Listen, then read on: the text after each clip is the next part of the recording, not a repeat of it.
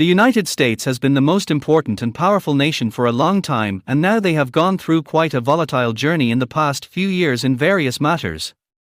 The US was the sole superpower after the breakup of the USSR. Now, there are talks about whether the US is declining or not. Are these reports of the decline of the US highly exaggerated, or is it really declining? Let's try and find an answer to these questions. The US still remains the foremost global power, and militarily no other country can compete with it, though mind you that the irony is that it lost most of the wars it has engaged in. No one really knows how many military bases it has around the world. It has military alliances spread over, and it has the most powerful navy in the world, which allows it to intervene wherever it likes and whenever it likes. It has the agenda of shaping the world according to its values. The US dollar is also the most powerful currency in the world, being the world reserve currency.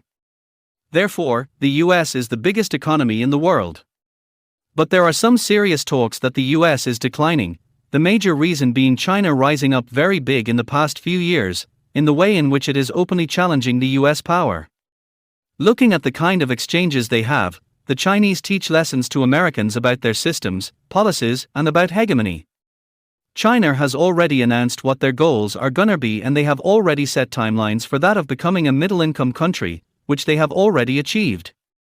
They want to become a technologically advanced country by a certain date, and eventually by 2049 they want to be at the center of global governance, which is a code word of either sharing power with the United States or replacing the United States. If you look at their trade figures in 2022 have increased despite all the talk about decoupling. The basic structure of trade exchanges cannot be easily modified because of the independence they have created. But it's the US which built up China with self-serving assumptions. How could the US openly say that they are going to collaborate with communist China? They cannot write. The United States say that their mission in the world is to spread democracy, then is it consistent with building up a powerful centralized communist dictatorship, which they did? The argument was all about, once China becomes richer they will move towards democracy, which was all self-serving assumptions. Because the United States reached out to China and built it up, the allies of the US also joined the game: Japan, South Korea and the ASEAN. In the past years, Japan linked its economy with the ASEAN economy and helped in a significant way in the growth of ASEAN as an economic unit.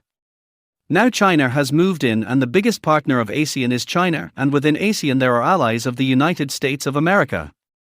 The United States used the World Bank, the IMF, the Washington Consensus, the power of its economy to spread economic power and influence all around the world. The US also pushed other countries to go export-led economies. The reason was that they thought they could get all these exports from other countries with exchange rates that they can always manipulate, because the US dollar is the reserve currency. Now China is giving them a run for their money with the BRI. China has shown their capacity to build infrastructure rapidly with high quality. China is building infrastructure where the United States has not done before. The United States approach has been very different, for example giving access to raw materials to build infrastructure but not actual developmental projects. The United States didn't want to cooperate with the public sector in various countries. While China is building harbors, railway lines, roads and other kinds of infrastructure buildings, which are actual developmental projects. Many countries like Africa have been colonized by the West, and West interferes in their internal relations, but China does not. China is building the infrastructure for them, and it doesn't have any colonial past, so those countries aren't against China. This kind of logic, which is now spreading globally, is at the cost of US power because other countries feel like they have an alternative they can lean on. That's why we find now there are so many countries that want to join the SEO, and there are so many countries who want to join the BRICS, because they want an alternative. In that sense, US power is not as potent as it was before relative to others. Something else that has damaged the US reputation is that they lost the war in Iraq, and they had to move out of Iraq, and they moved out of Afghanistan in a way that doesn't add to their reputation. The US may be very strong, but it is not capable any longer of having its way. Is US power declining?